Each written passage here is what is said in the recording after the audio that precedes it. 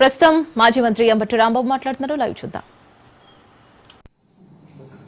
ఆయనకి రిమాండ్ విధించడం జరిగింది. రాష్ట్రంలో ఒక విచిత్రమైనటువంటి పరిస్థితి నడుస్తూ ఉంది. కించిత్తు ఆశ్చర్యం కలుగుతూ ఉంది.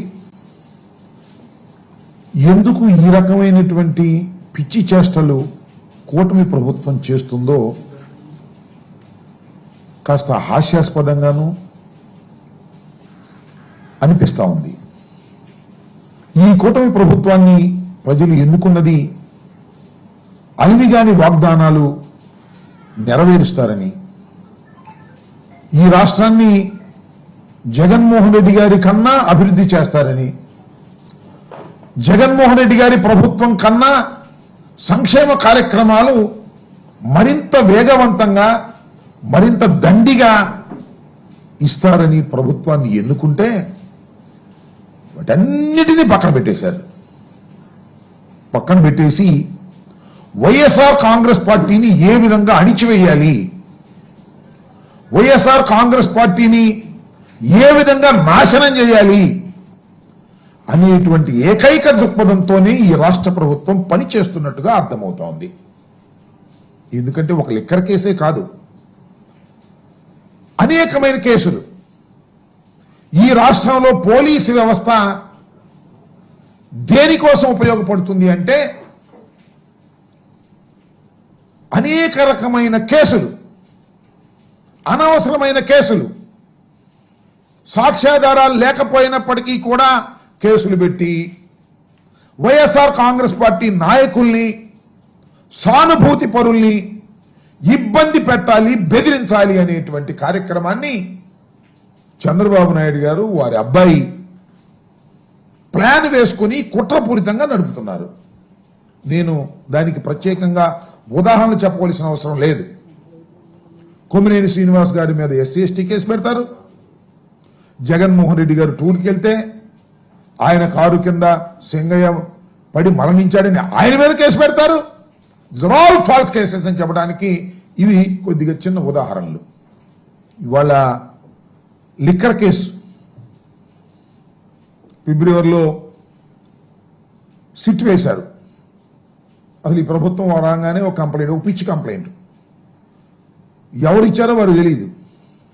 ఒక ఆకాశరమణ ఉత్తరంలాగా కంప్లైంట్ ఇవ్వటం, దాన్ని రిజిస్టర్ చేయటం, దాన్ని స్పెషల్ ఇన్వెస్టిగేషన్ టీమ్ అని ఒక దాన్ని వేయటం, దానికి డైరెక్షన్లు ఇవ్వటం, ఎవరెవరిని అరెస్ట్ చేయాలి ఏంటి కథ. చాలామంది అరెస్ట్ చేశారు ఇంతకు ముందు కూడా అనేక కేసుల్లో. సోషల్ మీడియా వర్కర్స్ అరెస్ట్ చేశారు, మాజీ శాసనసభ్యుల్ని అరెస్ట్ చేశారు. అన్ని ఫాల్స్ కేసులే. మీరు పల్నాడులో చూసినట్లయితే 2 తెలుగుదేశం గ్రూపులు కొట్టుకొని 2 చనిపోతే దానిలో వైఎస్ఆర్ కాంగ్రెస్ పార్టీకి చెందినటువంటి మాజీ శాసనసభ్యుడు పిన్నెల రామకృష్ణారెడ్డిని వారి తమ్ముడిని పెడతారు. ఎక్కడ అవకాశం దొరికితే అక్కడ కేసులు పెట్టేసి అణిచివేయాలనేటువంటి ప్రయత్నం ముమ్మరంగా సాగుతున్నటువంటి విషయం అందరికీ అర్థమైపోయింది. ఒక్క సంవత్సరంలోనే వెరీ క్లియర్ ఇట్. ఇదొక కేసు. మళ్ళా చంద్రబాబు నాయుడు గారికి, లోకేష్ గారికి ఎవరి మీద కక్ష ఉందో వారందరినీ దీనిలో దూర్చేయడానికి లిక్కర్ స్కామ్. అసలు స్కామే లేదు, లిక్కర్ స్కామ్ నాకు అర్థం కాల. దోపిడీకి వీలుగా నూతన మద్యం విధానాన్ని వైఎస్ఆర్ కాంగ్రెస్ పార్టీ తీసుకొచ్చింది అనేటువంటి మాట మాట్లాడుతున్నారు. ఎస్, వైఎస్ఆర్ కాంగ్రెస్ పార్టీ అధికారంలోకి వచ్చిన తర్వాత ఒక నూతనమైన విధానాన్ని తీసుకొచ్చింది. దానిలో ఎవరి ప్రమేయం లేదు, ప్రైవేట్ ప్రమేయమే లేదు, టోటల్గా గవర్నమెంటే. డిస్టిలరీల దగ్గర నుంచి లిక్కర్ని తీసుకోవడం, అవుట్లెట్స్ అన్నీ కూడా గవర్నమెంట్వే. ఎక్కడ ప్రైవేటు వారి జోక్యం లేదు. ఇవాళ అన్ని ప్రైవేటు వారి జోక్యం. బెల్ట్ షాపులు ఎక్కడ పడితే అక్కడ విచ్చలవిడిగా అమ్మటం, ఎంఆర్పి రేటు మీద 10, 20 అమ్ముకోవడం, ఇలా ఇచ్చలవిడిగా ఇవాళ చేస్తున్నారు. కానీ వైఎస్ఆర్ కాంగ్రెస్ పార్టీ అధికారంలోకి వచ్చిన తర్వాత మద్యాన్ని నియంత్రించాలి కనీసం అని మద్యం వాడకాన్ని తగ్గించి రేట్లు పెంచి ఆదాయాన్ని పెంచినటువంటి సందర్భం. ఎక్కడా కూడా ప్రభుత్వానికి నష్టం జరగకపోయినా మేము అధికారంలోకి వచ్చాం, కూటమి ప్రభుత్వం ఘన విజయం సాధించింది, చంద్రబాబు నాయుడు గారి ప్రభుత్వం, జగన్మోహన్ రెడ్డి గారికి కేవలం 11 సీట్లే వచ్చాయి, దీనిలో ఎవరెవరు ఉన్నారో కక్ష కట్టేసి వారందరినీ తీసుకొచ్చి లోపల పెట్టేయాలి అనేటువంటి కార్యక్రమంలో వాళ్ళ చంద్రబాబు నాయుడు గారు ఈ సిట్టు పవిత్రం చేస్తూ ఉంది. నేను మనవి చేస్తున్న 3 సార్లు గెలిచాడండి మిథున్ రెడ్డి గారు. 47 years, is an young man. పార్లమెంట్కి వెళ్ళినటువంటి వ్యక్తి.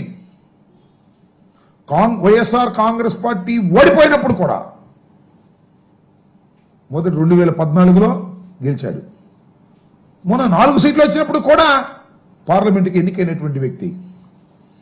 రాజకీయ కుటుంబం నేపథ్యం ఉన్నటువంటి వ్యక్తి పెద్దిరెడ్డి రామచంద్రారెడ్డి గారు చంద్రబాబు నాయుడు గారితో సమకాలికుడు. అది కూడా ఒక కక్షే. ఎందుకంటే చంద్రబాబు నాయుడు గారికి ఆయనకి కాలేజీల నుంచి పడదట. ఆ కక్ష కాంగ్రెస్ పార్టీలో ఉన్నాడు పెద్దిరెడ్డి గారు, వైఎస్ఆర్ కాంగ్రెస్ పార్టీలో ఉన్నాడు, ఒకే జిల్లాకు చెందినటువంటి వ్యక్తి. ఆ కుటుంబం మీద కక్ష పెట్టారు. సందులో సడేమి ఇతను కూడా లోపలేసేద్దాం, జగన్మోహన్ రెడ్డి గారికి సన్నిహితంగా ఉంటున్నాడు, ఢిల్లీ రాజకీయాలు